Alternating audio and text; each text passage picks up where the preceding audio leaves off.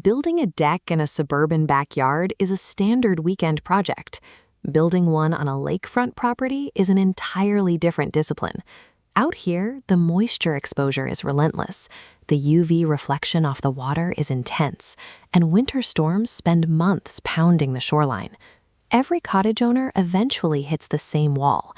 On one hand, you want a deck that captures that authentic, rustic cabin aesthetic. On the other, the whole point of owning a lake house is to actually enjoy your weekends, not spend them sanding, staining, and maintaining your deck. The natural instinct is to obsess over which surface board looks the best, but the surface is only part of the equation. In a marine environment, the actual threat hides underneath. Hidden rot inside the frame will destroy a deck long before the top boards ever fail.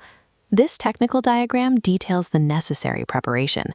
You can see the heavy-duty timber structural foundation. Resting directly on top is the butyl shield, a preservation tape that seals the crown of every joist to lock out water and eliminate hidden rot. A deck's survival requires that rigid structural protection as a baseline. From there, choosing the right surface material comes down to a brutally honest assessment of how much physical labor you are actually willing to do. When we filter out the noise, there are exactly 3 highly capable materials suited for a lakefront environment: synthetic PVC, capped composite, and tropical hardwood. This matrix sets up our framework. We evaluate AZEK PVC, capped composite, and IP across 3 categories: upfront financial cost, lifetime maintenance demands, and authentic wood aesthetic. Because we are building on the water, we add a row for heat and UV impact. Sunlight reflects directly off the lake, severely testing how much heat a board retains. Finally, we complete the chart with a row for moisture resistance. The constant presence of lake water and splash zone humidity tests each material's vulnerability to mold and rot. There is no objectively perfect board that wins every category. There is only the optimal material that aligns precisely with your specific lifestyle and budget. Let's start with AZEK PVC. If your goal is to arrive at the lake on Friday evening, drop your bags, and step onto a pristine deck with zero effort, this is your material. This cross-section illustrates exactly why. AZEK is a 100% synthetic product. Because it contains absolutely zero organic wood fiber, water simply beads up and wipes away. Without an organic core, there is nothing for moisture to attack. It refuses to swell from heavy rain, it will not develop mold between the gaps, and it easily sheds severe stains like sunscreen, fish residue, or spilled boat fuel. The trade-offs are straightforward.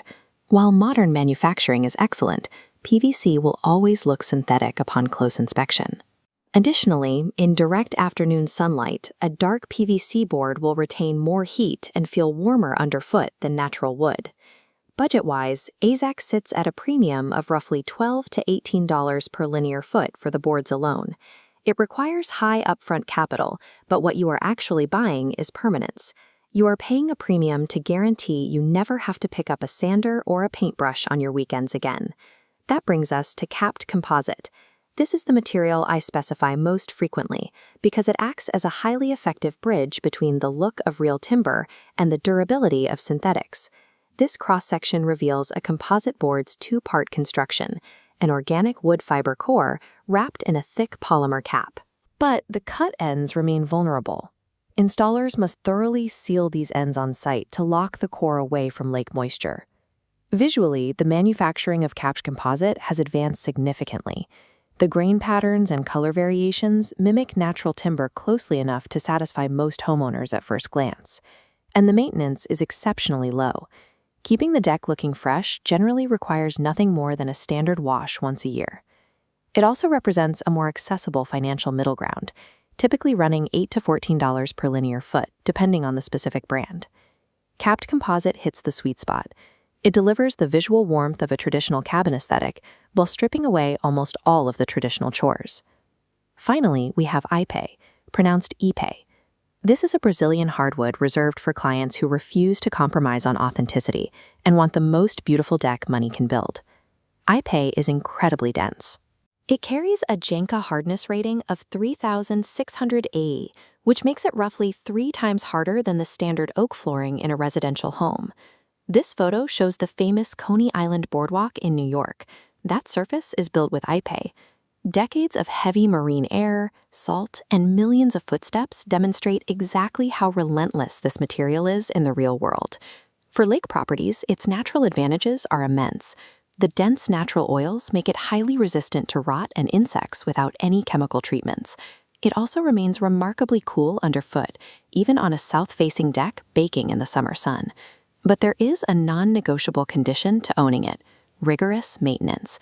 To preserve its deep, chocolate brown tones, you must thoroughly oil the deck every single year.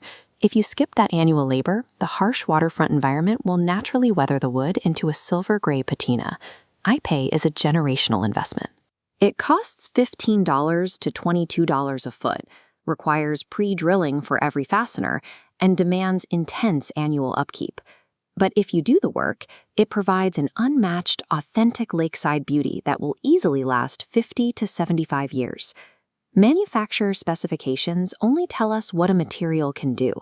To make the right choice, you have to look at what you are willing to do. This decision tree starts with one question: how often are you at the property? Next, do you strictly demand the look of real wood?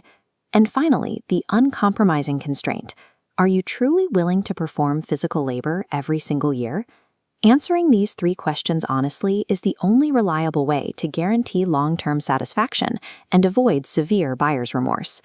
If you are the zero-maintenance weekender who just wants to sit by the water, choose AZAC PVC. It requires the most capital, but it maximizes your relaxation.